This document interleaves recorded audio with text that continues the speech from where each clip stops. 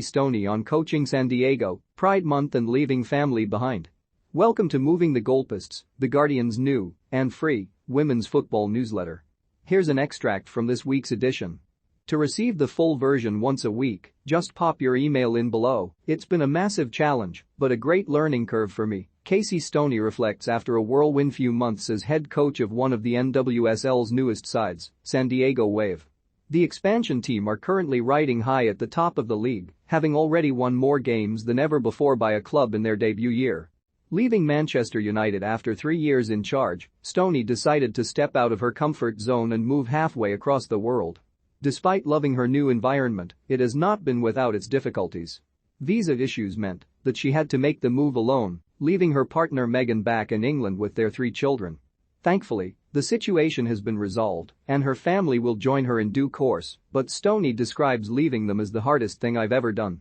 One would imagine starting a new team from scratch would be a daunting prospect for any manager, but Stoney has approached the task with a typically cool head. After all, it is not her first rodeo, having taken on a similar project with United back in 2018. I think where other people maybe panic about stuff or think we're not going to get players, I'm quite calm because I'm like, they will come, she says. We're in an incredible city. We're building something new and exciting.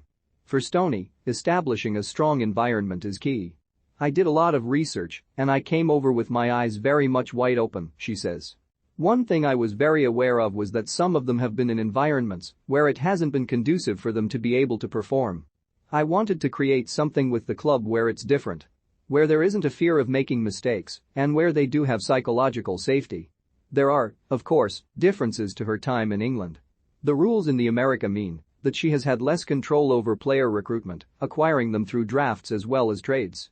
Instead of starting with young players at the age of 16, she now works with them at 22, when they have emerged from the education system. They do come out of college, in my opinion, not really prepared for the professional game.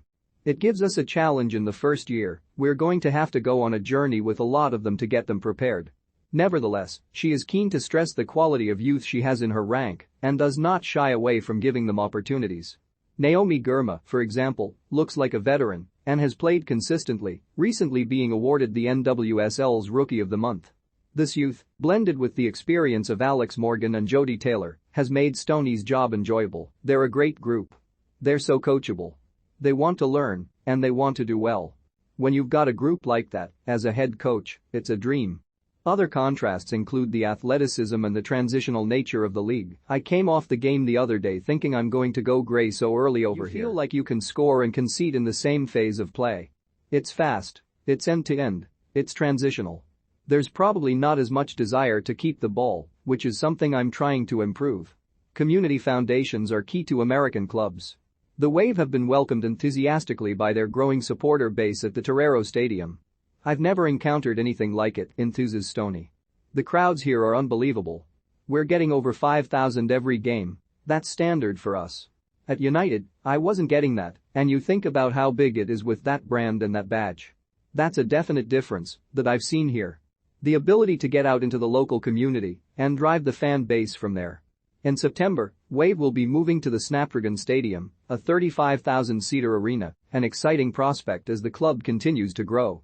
Work in the community includes occasions such as Pride Night, held at Torero for the first time last week, that helped to educate and bring visibility. LGBTQ+ rights are close to Stoney's heart, and she is passionate about her club standing up for what they believe. If I'm honest, it's really needed here, because there are some states that are going backwards. It's important. I've got Megs and the 3 kids, and I want them to grow up in a society where it's not an issue. With the NWSL only a couple of months in, Stoney will have a busy summer in California. However, she will have one eye firmly fixed back home as England hosts the European Championships this summer. I had 18 years as a Lioness, so it's deep-rooted in my heart. I'll follow them every step of the way. I think they've got an incredible manager who knows how to win it. And we've got a good blend of experience and youth. It's about the players going out there and seeing it as an opportunity, not a threat. What an opportunity they have to change the game forever. It took me until I met Megs maybe and had the kids to be comfortable in my own skin, because you're taught to conform and that it's not normal.